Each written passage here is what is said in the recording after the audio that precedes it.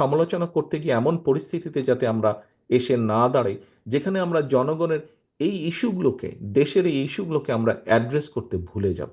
একজন ব্যক্তি পরপর দুইবারের বেশি প্রধানমন্ত্রী হবে না, এইটি আইন করে রোধ করাটাই কি শুধু সংস্কার?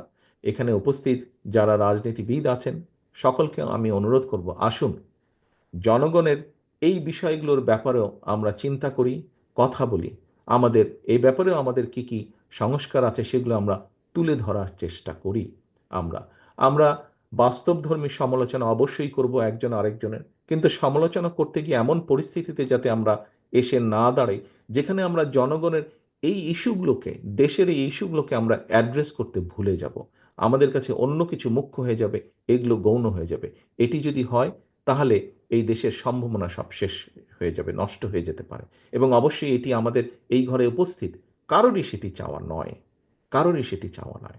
আসুন আমরা এখনই, নিশ্চয়ই আমি যতটুকু জানি এখন মোনাজাত হবে, আসুন আমরা আজকে এই রমজানের দিনে, রোজার সময় আমরা এই মুহূর্তে আল্লাহর দরবারে হাত তুলি, আল্লাহর দরবারে হাত তুলে আমরা আল্লাহর কাছে আহ, রহমত চাই, যাতে এখানে আমরা যারা উপস্থিত আছি রাজনীতিবিদ হিসাবে, আমরা যাতে এই বিষয়গুলি সহ দেশ ও জাতির প্রয়োজনে যেগুলি গুরুত্বপূর্ণ বিষয়, সেই বিষয়গুলো আমরা একসাথে বসে আলোচনা করে যাতে আমরা জনগণের সেই সমস্যাগুলো ধীরে ধীরে কমিয়ে আনতে সক্ষম হই। আল্লাহ যাতে আমাদেরকে সেই তৌফিক দেন, আল্লাহ যাতে আমাদেরকে সেই রহমত দেন, আমরা আল্লাহর কাছে সেই দোয়া চাই। 20 কোটি জনসংখ্যা বহুল একটি দেশের মানুষের একটি প্রাইমারি প্রয়োজন হচ্ছে মিনিমাম চিকিৎসা ব্যবস্থা। আমরা কেন আমাদের রাজনৈতিক দলগুলো চিকিৎসা ব্যবস্থা কিভাবে জনগণের মিনিমাম চিকিৎসা ব্যবস্থা আমরা নিশ্চিত করব, সেই বিষয়গুলো কেন আমরা তুলে ধরছি না? সেটি কি সংস্কার নয়?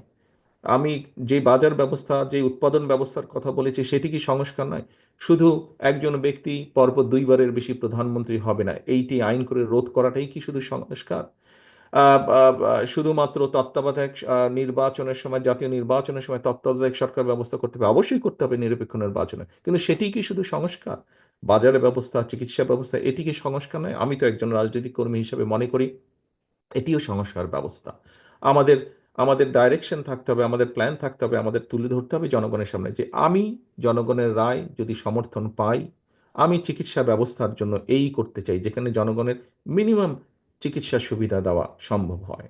সংস্কারের তো আরেকটি বিষয় আছে, এই 20 কোটি মানুষের দেশে আমাদের ভবিষ্যৎ প্রজন্ম আছে।